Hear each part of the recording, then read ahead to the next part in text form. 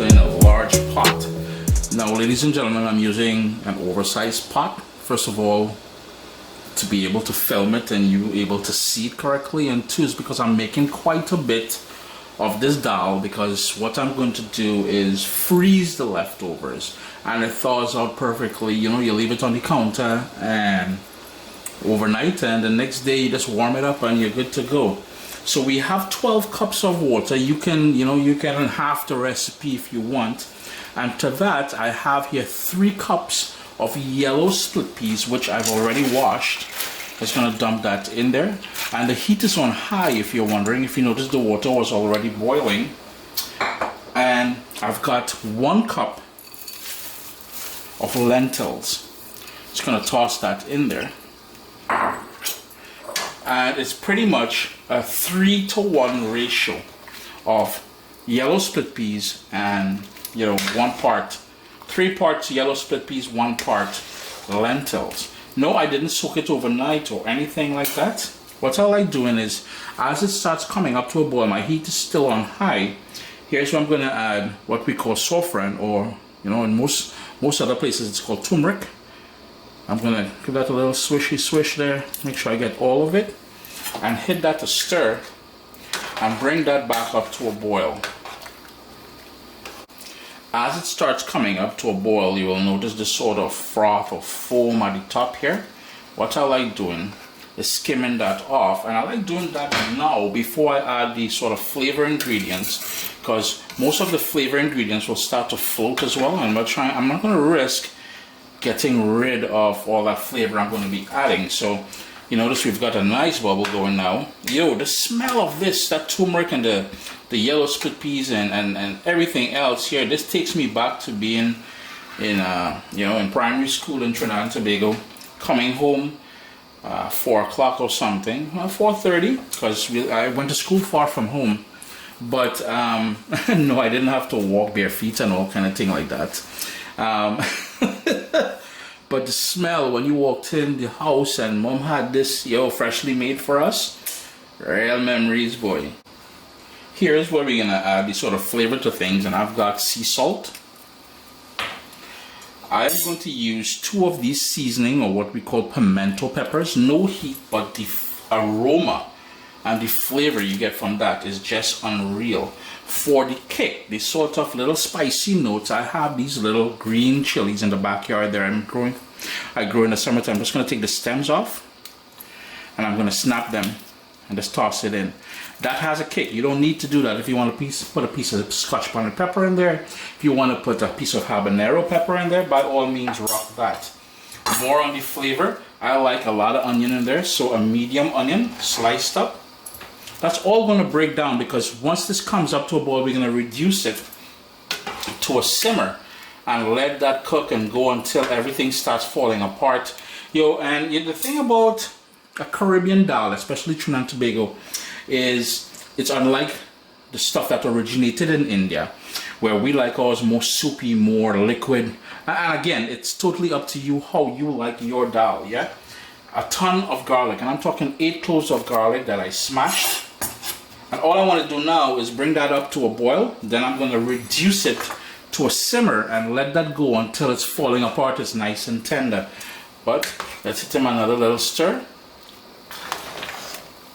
The other thing I like adding is some fresh ground black pepper in there.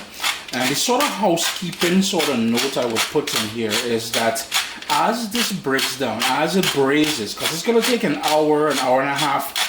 In some cases, it may even take 2 hours, depending on the age of the yellow split peas that you cook. If you notice the water level is going down, feel free to add some more water, some hot water into there. Chicken stock, vegetable stock, not so much. You're trying to taint the overall flavor of a traditional Caribbean dal. It's been going on that sort of simmer for about an hour and a half. I had the lid on. I don't know if I mentioned that earlier. And I have a crack there so it can breathe, slightly ajar. So this is what we end up with here. I did stir it a few times already, so I know it's breaking down. I did have to end up adding almost 6 additional cups of water. because I know this is going to thicken up once we swizzle it. Plus, as it cools down later, it will be a lot thicker. Ladies and gentlemen, nobody ain't trying to drink orange juice. We're looking for dal. We want it with a sort of body, a sort of consistency, a sort of thickness.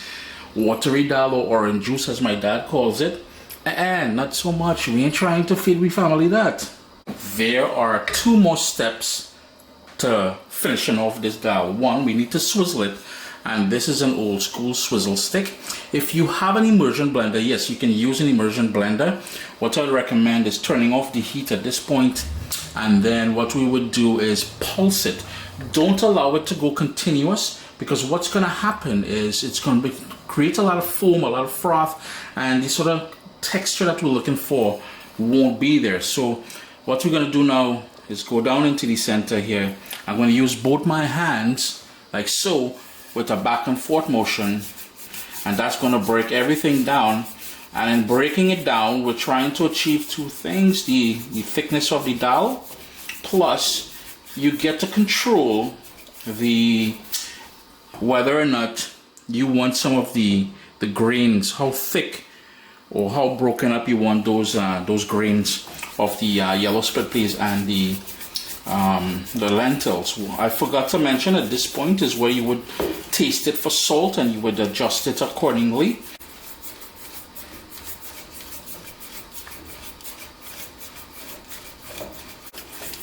A couple minutes later, and this is the perfect consistency for me. Remember, I mentioned earlier, as this cools down, it will thicken up. And the other thing, I know I mentioned it at the start of the program there. You can freeze this easily. Get those nice Tupperware containers. You've been, do like mommy and get them old margarine and butter container and thing like that. And, you know, toss it in the fridge, in the freezer. If you've watched my other dal videos, and you know, when mom would make this, she wouldn't make this vegan, she wouldn't, well, there are times she would make it vegan, vegetarian and stuff like that, exactly what you saw there. But there are times when she would add salted pigtail in there or salted beef in there. Yo, the flavor is unreal, man. But if you've watched my other dal recipes, this step is called chunky. So I've got my frying pan, and I'm going to go in with 3 tablespoons of olive oil, and we're going to sort of temper the oil, and then we're going to mix it into the soup or the dal. I've got here a tablespoon of cumin seeds, and again, more on that garlic. We've got 8 cloves of garlic that I smashed with my knife. And what we want to do is bring that until that garlic burns. Yeah, this is one of the few times I will tell you we have to burn the garlic. So once you see those black edges and stuff like that, we've achieved what we want to do. That cumin is going to bring that earthiness, and it's going to flavor the oil, and that's when we're going to chunky everything. It will take a few minutes. The kitchen may get a bit smoky. I like using olive oil. You can use vegetable oil, canola oil, corn oil, whatever sort of oil you're accustomed using, you can rock that, yeah? Just gonna move that around a little bit. Notice the dark edges we're getting on the garlic there. And you know, one of the things I must point out, well, 2 things. One, that cumin seed that you saw me put in there, I am not the biggest fan of cumin. I don't think my brother and my sisters are either. So mommy never, well, because of us, she never used the cumin here. But as I got older, I kind of appreciate it a little bit more because I had that smokiness to it. 2, the traditional sort of, they wouldn't be using a frying pan. They'll be using like a soup scoop. It's this metal thing. I can't remember the name. If you remember the name, is it a kaicho? I can't remember the name of it. But what would happen, you would heat it in here, and then you would dunk the entire thing into the pot of dal and then cover it immediately. Because I don't have that, I can't do that, but this works just as well. Turn my stove off. We're gonna have the lid ready, and we're gonna chunky and seal the pot. And we're just gonna leave that for about 30 seconds. Then we're gonna lift that up. Just look at that niceness there. And as I said about the burnt garlic, yeah. Typically, as I said, you would dunk that directly into the dal, but I don't have the tool. Sup, soldiers? Listen, if you enjoy this recipe, I'd really appreciate it if you hit subscribe and click that bell notification thing. If you've made the recipe, take a picture and send it to me. Email address down here. I mean, trying to tell people the email address, them butts will take the address and do all kind of thing with it.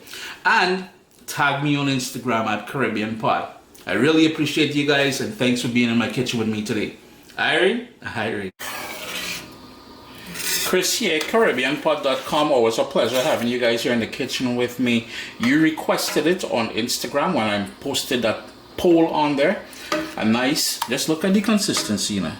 Nice and thick and smooth and silky and just overall delicious. You can enjoy this as a soup or, you know, with a little rice and curry chicken, a little tomato, choka, whatever. Look at that. Vegan, vegetarians. I dare you to check to see if it's gluten friendly as well. Well, gluten free. Look at that. It's pure niceness, man. Anyhow, enjoy all the day, Irie.